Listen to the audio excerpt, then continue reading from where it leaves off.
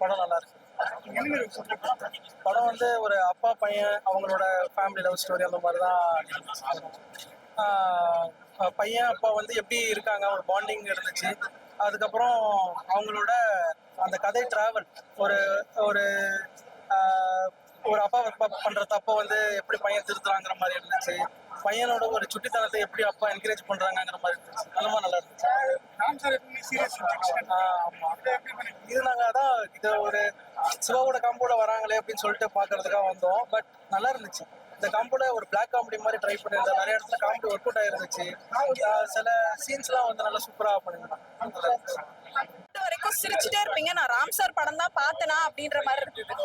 எமோஷன்ஸா இல்ல bro, emotion ஆக்கிடுவாரு, அழ வச்சிருவாரு அப்படின்லாம் நினைச்சோம். பட் அப்படி கிடையாது, ஃபுல்லா சிரிக்க வச்சாங்க. கண்டினியூஸா அந்த ஃபுல் ஸ்டார்டிங்ல இருந்து எண்ட் வரைக்கும் சிரிச்சுட்டு தான் இருப்பீங்க. Thank you. Yeah, I'm a parent as well. I have a 10 years old kid. So அவங்களோட தான் நான் படத்துக்கு வந்திருந்தேன். It was too good, bro. Yeah, we always handle her like that. So புதுசு ஒன்றும் இல்லை. Thank you. வீட்டுக்கே வந்துட்டு அதுவே சரியாயிடுவாங்க. ஸோ குழந்தைங்க பண்றதை ரொம்ப ரசிங்க. அப்பார்ட் ஃப்ரம் தட் வந்துட்டு சொல்ல போனா எல்லாமே வந்து அவங்க கேரக்டரை ரொம்ப அழகா பண்ணியிருக்கிறாங்க.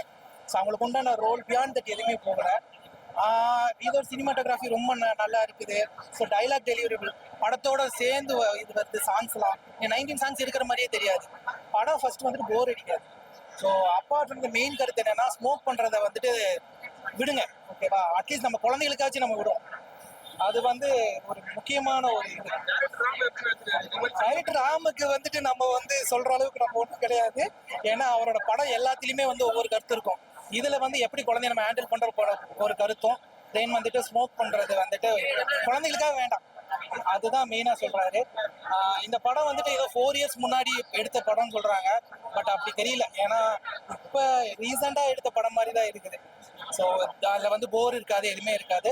Must watch. நான் இப்போ போயிட்டு முதல்ல என் பையனை கூட்டிட்டு வந்து நான் ஈவினிங் சிவாவோட ஆக்டிங் சொல்லவே வேண்டாம். நார்மலா காமெடியாவே அவரை பார்த்ததை வந்துட்டு இன்னைக்கு வந்து நம்ம வந்து ஒரு ஃபேமிலி ஓரியன்டா நம்ம வீட்டுல வந்து ஒரு அப்பாவா இருந்தா எப்படி பண்ணுவாங்க நம்ம குழந்தைக்கு, அதை அப்படியே ஃபீல் பண்ணியிருக்கிறாரு. ஸோ அவரோட டெலிவரிபிள் வரும்போது நல்லா இருக்கு. டைலாக்ஸ் எல்லாம் சப்ஜெக்ட் வந்து ஆக்சுவலா ஃபேமிலி சப்ஜெக்ட் தான். இது ஆக்சுவலா தனியா வந்து பார்த்தேன், ஃபேமிலியோட வந்து பார்க்கணும்னு தோணுது. இன்கேஸ் யாராவது ஃபேமிலியோட வந்து பார்த்துருந்தாங்கன்னா மறுபடியும் தனியா வந்து பார்க்கவும் தோணும். அந்த மாதிரி நல்ல ஒரு எமோஷனல் சப்ஜெக்ட். ராம் சார் கிட்ட இருந்து எக்ஸ்பெக்ட் பண்ணல ஆக்சுவலா. உண்மையிலே வேற மாதிரி எதிர்பார்த்தோம். பட் அதையும் தாண்டி ஒரு எமோஷனலான ஒரு ஃபேமிலி சப்ஜெக்ட் நல்லா இருந்தது. ரொம்ப சூப்பரா பண்ணியிருக்காரு சார் அவரு. உண்மையிலேயே படத்தை நகர்த்தினதே அவர் தான்.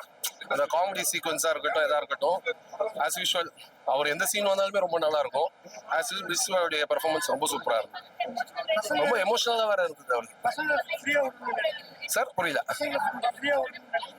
100% அதாவது காமிச்சிருக்காரு இதுல. நல்லா இருந்தது ஆக்சுவலா.